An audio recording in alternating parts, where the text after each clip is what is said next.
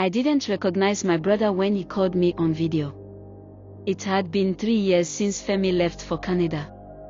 The day he left, we cried at the airport like it was a funeral. My mom kept saying, "It's for a better life, a better future." She was right, I guess. Nigeria was hard. No jobs, no security, and the government didn't seem to care about us. Femi was the smartest person I knew, but he was stuck. Canada sounded like hope. At first, it felt like we were all living through him. Every week, he called to tell us about his new life, the snow, the clean streets, the way electricity never took light. He sent pictures of big buildings and smiling people bundled up in winter jackets. It felt like something out of a movie. For the first few months, I would tell everyone in the neighborhood about his stories, like they were mine. "Do you know they pay students for working part-time there?" He said he earned enough to buy groceries for the whole month. It was like he'd escaped the mess we were stuck in. But the calls started getting shorter.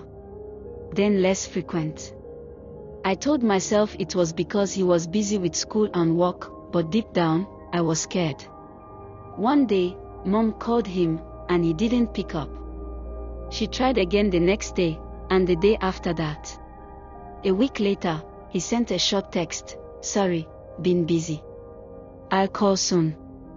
When he finally did, he sounded different. His voice was flat, tired. He didn't tell us much about his life anymore. Just that he was managing. He barely asked about us. I tried to tell him about Dad's back pain getting worse, about how Mom's shop was struggling because people didn't have money to buy anything. But he just said, "It'll get better." That was it. He used to talk so much, but now, silence filled the spaces where his jokes used to be. The first video call came after 3 months of silence. I was so excited to see him, but when his face popped up on the screen, my heart dropped. He looked different. His cheeks were hollow, and his eyes had dark circles. The Femi I knew was always so confident, always cracking jokes about being handsome like Idris Elba. This Femi looked like he hadn't slept in days. "How's everyone?" he asked, forcing a smile. I told him about how things were, the good and the bad. He nodded, but he seemed distracted, like he was somewhere else. When I asked about him, he said the same thing he always did, "I'm managing." But then he said something that broke me. "I feel forgotten." I didn't know what to say.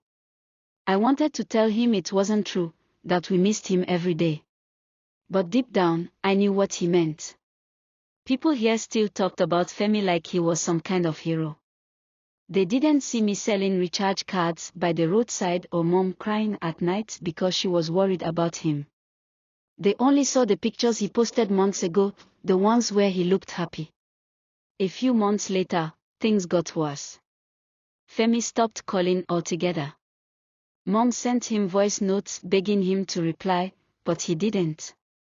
Dad tried to act like he didn't care, but I saw him staring at Femi's old room sometimes, shaking his head. One day, out of nowhere, he sent us some money. It wasn't much, but Mom was so happy, she cried. She used it to buy Dad's medicine and stock the shop. But when she tried to call to thank him, he didn't pick up. When he finally called again months later, the cracks in his voice were obvious. He admitted he was struggling. His rent had gone up, and he had to work 2 jobs just to keep up with bills. He didn't have time to study anymore, and his dream of getting a high-paying job after school felt further away than ever. He said something that shocked me. "Sometimes, I wonder if I made the right choice leaving." That night, I couldn't sleep. I kept thinking about how everything had changed since he left. Back then, it felt like he was escaping to something better, but now, it felt like he was trapped in a different kind of struggle.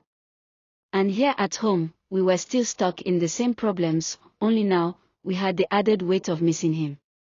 Last Christmas, we thought he might come home.